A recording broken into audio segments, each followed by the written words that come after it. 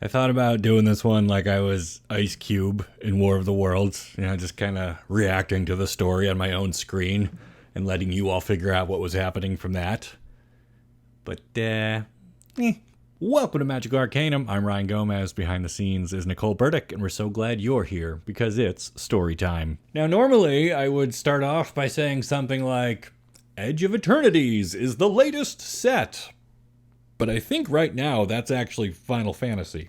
Or Spider-Man? Avatar? I don't even know. And it's wild that I can name 3 different properties like that and still actually be talking about Magic the Gathering. Anyway, Edge is the most recent Universes Within set, and it features a massive 11-chapter story and some very weird spotlight cards, but we will talk about those in a minute. Historically, each major set release would get a free online story broken up into 5 or so chapters. There would also be 5 or so side stories, which further explored the world and told us about supporting characters and just tied things together, For this set, they kept the sides, but also gave us one huge central story and even made it into a choose-your-own-adventure type thing with hyperlinked text that would jump you around the page to reveal different outcomes based on your choices. In effect, that means it is a non-linear story and no 2 readers will have the same experience, which makes it virtually impossible for me to recap. Further complicating things, we have 12 spotlight cards in the set as well, but most of them depict things that do not happen in the story. At least not along any of the paths I managed to read. Please keep all of that in mind as I try to tell you a version of what happens in Edge of Eternities. We start off with an introduction to Sammy and Tannik and their ship, the Seriema. And they follow classic space fantasy archetypes. Sammy is the youthful dreamer, Tan is the gruff but loyal alien companion, and their ship is barely being held together because they're broke, but by golly, they just love flying around space and getting into adventures, They live in a solar system called Sothera with a dying star at the center, and since this is magic, there are 5 planets in orbit, each corresponding to a color of mana. The black planet has a death cult that wants the sun to hurry up and die already. The white planet has brave space knights fighting against the inevitable. The green one is full of bugs and tall trees. The red one is rocky and full of minerals. And the blue planet is wet and has lots of great ideas, but mostly just sits there and says, "Your go," all the time. Sammy and Tan land at a place called Sigma's Reach after being given a mission from the Metal Man. And hopefully it's not a surprise to you, this is actually Tezzeret. Tezzeret is a planeswalker and has a long history in Magic, but right now, he's a new man. Literally. After cutting a deal with the Phyrexians, he earned himself a dark steel body, which is virtually indestructible, and has allowed him to explore the multiverse in a fashion of his own choosing. And while Tezzeret is on paper a bad guy, I think he's one of the more interesting ones thanks to his shifting loyalties and lofty dreams of punishing those who abused him in the past. As for Sigma's Reach, well, it was a prefabricated colony set up to mine valuable minerals, but the colonists never actually arrived, giving the whole place a ghost town feel that would have worked pretty well in Thunder Junction. But alas, here we are. In space. Sammy and Tan search this empty mining colony and find a supremely powerful magical artifact and a lot of empty spacesuits, which suggests something terrible happened here. But Sammy scoops the thing up and takes it back to the Seriema, as represented in Sammy's Curiosity, one of just 2 canonical spotlight cards. At this point, we leave Sammy and Tan and meet new characters. Alfariel, part of the cult of the dying sun, who believes it will take them to a new life. His sister recently proved her devotion by throwing herself into that sun, and he has been having dreams about her. But he figures he'll see her again for real by volunteering for a strike mission against the Dawnsire. That is a ship stationed by the good guys, who are trying to stop the cultists from accelerating the death of the star at the heart of the Sothera system. Aboard Dawnsire, we meet Knight Vondum and his squire, Halia. Vondum is highly experienced and ready for battle. He believes his faction, the Sunstar Free Company, should add to the Great Sum, the calculation of all life and existence, which is in direct opposition to the death cult's idea that everything will eventually equal zero anyway, so we might as well speed things along. Halia is younger and obviously less experienced, but eager to learn, and so she helps her knight don his armor and prepare for the Monoists to make their move. They do not have to wait long. Alfariel and his suicide squad crash small ships into Dawnsire and try to sabotage it from within.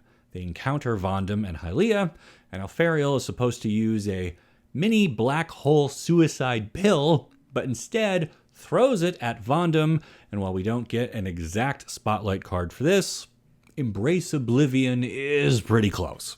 This thing drills a hole through Vondum's head, but it doesn't kill him. Alfariel realizes maybe his sister isn't waiting for him on the other side of the black hole sun thing, and he decides he would rather live than die now, and so he escapes Dawnsire in a Free Company fighter.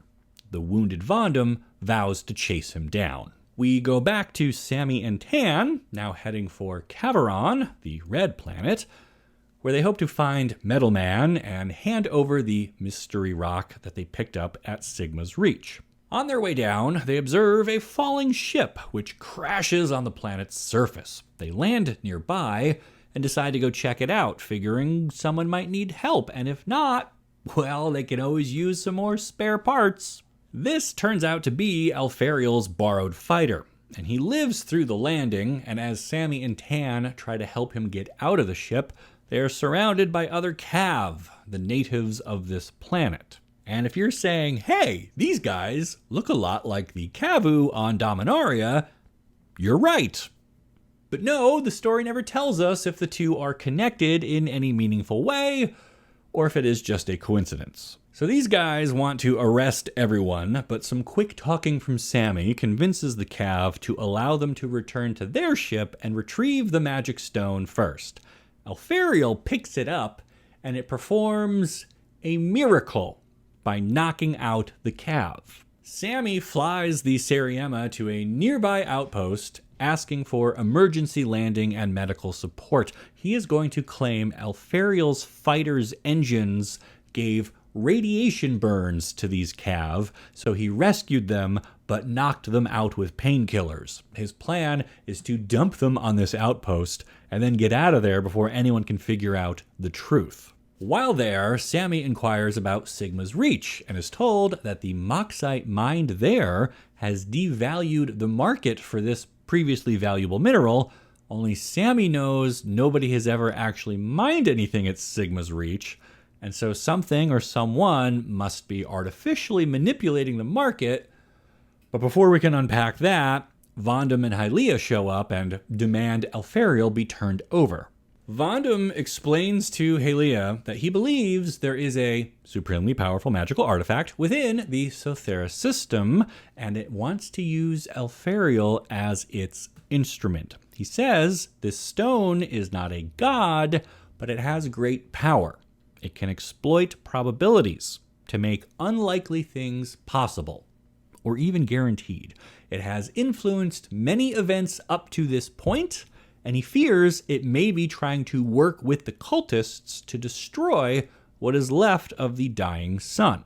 So this thing, which we later learn is the End Stone, can't exactly control time, but it can influence things to get the future or the present that it wants, okay? Vondum figures if this stone does end up with Elfariel, then retroactively anything he encounters could actually fall under the stone's influence. And since Vondum already battled Elfariel and got a hole in his head, he himself is no longer fit to lead this mission. So he hands it all over to his squire, Helea. Now, note, this is also why the story uses a choose-your-own-adventure format, and each section is titled a revision with a number to suggest you, the reader, are being influenced by the stone and reading history that has already been modified, because actually all the choices you make bring you to the same place every time so that the story can continue, and that's what the stone wants.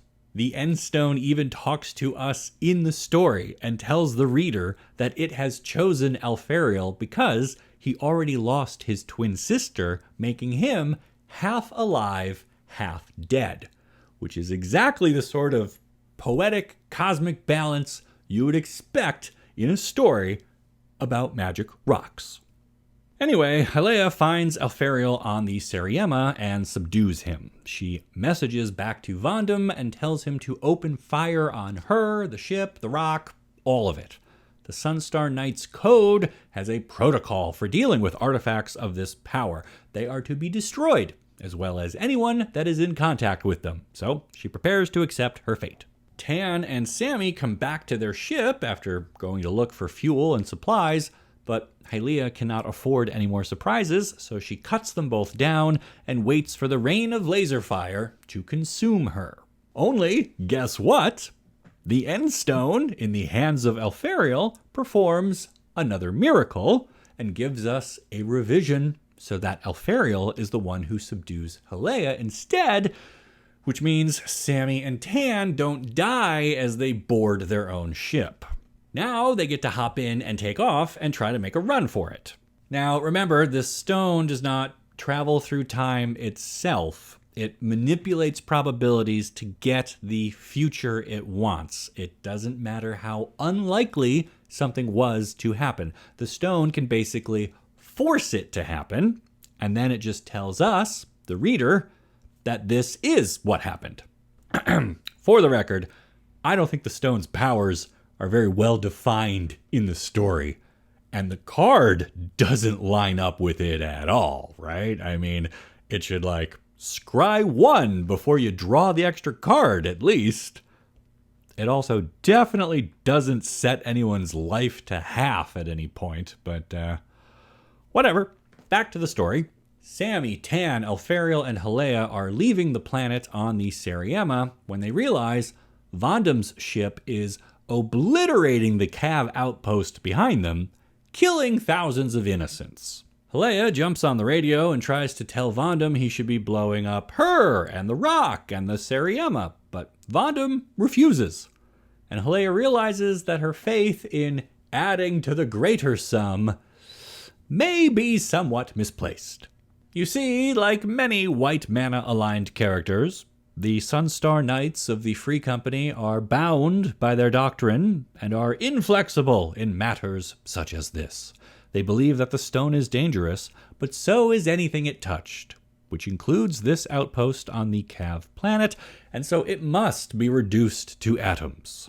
Vondum even tells Helea on the radio that she should kill the crew of the Seriema and bring the stone back to him, where it will be, properly taken care of, which makes it even more clear that maybe these good guys cannot actually be trusted. So she allows Sammy and Tan to continue piloting the escape. The group flies through space for a bit, with Helea and Elfariel sizing each other up and kind of questioning each other's faith in a pretty good bit of character development, honestly, before the Seriema is approached by another ship. This one belongs to the Metal Man, Tezzeret, who docks and boards the Seriema. He wants the End Stone, but he's really more interested in who made it, and he asks the rock to use him as its conduit, which kind of annoys Elfariel because he thought he was going to be the conduit. But hey, you try arguing with somebody who has a dark steel body, see how far you get. The end stone directs them to Infinite Guideline Station, a sort of gate to exit the Sothera system. Tezzeret believes he will find the stone's maker there, but Sammy and Tan plot to use the guideline as a jumping off point to flee with the end stone before it can be used to harm anyone else. Before they reach the station, though, their ship is approached by another ship, this time belonging to Menon, a sort of cosmic jellyfish, an ally of Tezzeret. We learn Menon is the one who predicted the presence of the End Stone based on the fact that Sothera is sort of a stellar graveyard where all kinds of weird and random things wash up, which could be taken as a dig at Tezzeret himself, if you think about it. Nevertheless, Dimir colors work well together in any galaxy, so Tez went out and found the stone, and now Menon wants to experiment on it, but Tezzeret says no, it's too dangerous. I just want to use it to get closer to whoever had the power to build it in the first place before they can try to control me, because I've played that game before, and I was not a fan. Menon is like, okay, whatever, fine, and uses his ship and resources to help upgrade and repair the Seriema so that it can reach Infinite Guideline, and then he just kind of disappears. And so does Tezzeret, honestly.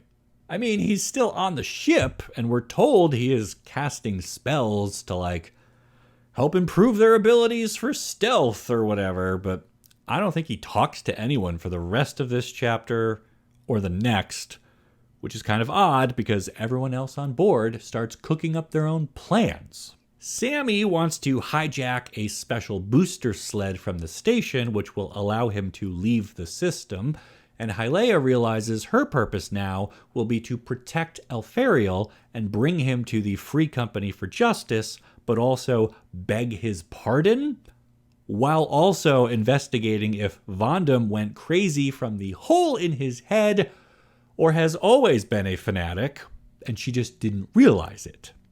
One other thing I should mention is that the Monoist Death Cult and the Free Company have been massing forces around Infinite Guideline Station, hoping to catch the End Stone and use it for their own purposes. So, Sammy has to whip up a ruse that involves sending messages to both sides and convincing them that the Seriema needs their protection to reach the station, at which point they will be given the stone. So now, instead of being attacked by both factions, Sammy is guarded by both factions, but he does not intend to actually deliver the stone to either faction.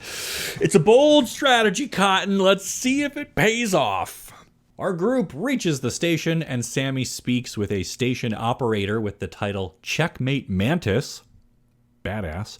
Sammy's goal here is just to stall for time while Hylea and Elfariel sneak around the outside of the station in spacesuits to steal one of those booster sleds. Before they can pull off their Ocean's 4 heist, a creature forces its way into the station and attacks. Now, the story does not call it an Eldrazi, but it is described as having all of the features of an Eldrazi. So I'm going to call it an Eldrazi. Sammy and Tan and Checkmate Mantis, still cool, manage to reach a hangar bay and lock the door behind them, giving them enough time to start thinking of a way to fight back against something that they just watched smash every defense drone on the station. And then we learn that Sunstar Knights and Grav Paladins have also started boarding and fighting each other, so the action here is really ramping up. Hylea and Elfariel discover these sleds were all moved inside the station before they even arrived, so their plan to steal one from the external docking area must now be modified. They get inside and are met by Sir Vondum. He demands Hylea rejoin him and hand over the stone, and she realizes all of her choices up to this moment have mattered. But if she just gives up now, they will have not mattered, and so she refuses to yield to her former knight. Vondum immediately strips her of her rank and title, and then attacks. We cut over to Sammy and Tan long enough to see them electrocute the Eldrazi by snagging it with a power line, but a second one appears and dives at them, at which point we cut back to Vondam attacking Halea. So now, I get to explain the hole. Well, one more of them. Anyway, this story has a lot of holes, okay? Black holes, the one in Vondam's head, and the one in Elfariel's hand. Earlier in the story, after interacting with the End Stone, Elfariel discovered he had a hole in his hand, and when he put it up against things, he could reach through the hole and into the thing. It was a sort of mini space-time tunnel thing, and he used it to subdue Halea back on the Cav planet by injecting a paralyzing medicine straight into her, bypassing her armor by using the hole. And now he puts his hand against Vondam's armor, and Halea puts her own thumb through the hole to dislocate Vondam's vertebrae. It's rather gruesome, and man, I can't believe it didn't get a story spotlight card, so enjoy this grav kill instead. Ages 13 and up? Is that what it still says on the booster packs? Anyway, we go back to Sammy and Tan, who are rescued from their second Eldrazi by the sudden arrival of a Drix. The Drix are ancient and mysterious. They can weft walk and previously shared the secrets of interstellar travel with Pinnacle, the agency that runs Infinite Guideline Station and sort of oversees commerce and transportation here in Sothera and beyond. After obliterating this Eldrazi, the Drix says, hey, you should wash that stuff off because it's pretty dangerous dust you're covered in, before vanishing just as quickly as he arrived. With all of the immediate threats under control, the group reboards the Seriema, and Halea and Elfariel even manage to connect a stolen booster sled. They intend to flee the system, but Tezzeret steps back into the picture and says, no, we're still going where the stone wants to go, and opens a map to reveal a spot on the edge of eternity? Sure, why not? As the ship warps to this new location, Tezzeret gives one final exposition dump in which he explains how he had tried to acquire the stone with a different group originally, but the stone had deleted them since they weren't right for this task. That left Tezzeret with hiring Sammy and Tan, which worked out great, and now they are heading to a spot with personal significance to those two. This is where they met on an earlier job and have been friends ever since. So again, a very poetic and mysterious magical stone. You just love to see it. We arrive at the coordinates chosen by the stone, and the ship is boarded by a mysterious figure, as seen in Temporal Intervention, the second and final legitimate story spotlight card in the set. The story calls this an android, but Tezzeret believes it to be another planeswalker. Either way, they take the stone and explain that they are, quote, the last thing, and so of course the end stone comes to them. The android then challenges Sammy by saying, the serpent needs a hero. Come find me and put your lance through me if you can, because you'll come to nothing in the end. This android then planeswalks away with the stone, leaving everyone confused, but Tezzeret finds some humor in this. It seems he is glad his opponent is just another planeswalker, rather than an elder dragon or a god or something, difficult for him to interact with. And that's it. That's what happens in Edge of Eternities. To recap, the Planeswalker Tezzeret wanted an artifact known as the End Stone, and he hired Sammy and Tannock to retrieve it for him. Along the way, they crossed paths with Elfariel and Halea, who both ultimately rejected their opposite belief systems and were able to work together to deliver the End Stone to the Edge of Eternity. The stone was snatched up by another unnamed Planeswalker, leaving Tezzeret to ponder his next move and an unwritten future for the Seriema and her Wildcat crew. We were led to believe our choices mattered as readers, but in the end, the stone manipulated us and the characters in the story to get exactly the outcome it wanted. And now I am left with a whole lot of questions and observations best explored in a little segment I like to call the Mustache Minute. Ready? Here we go.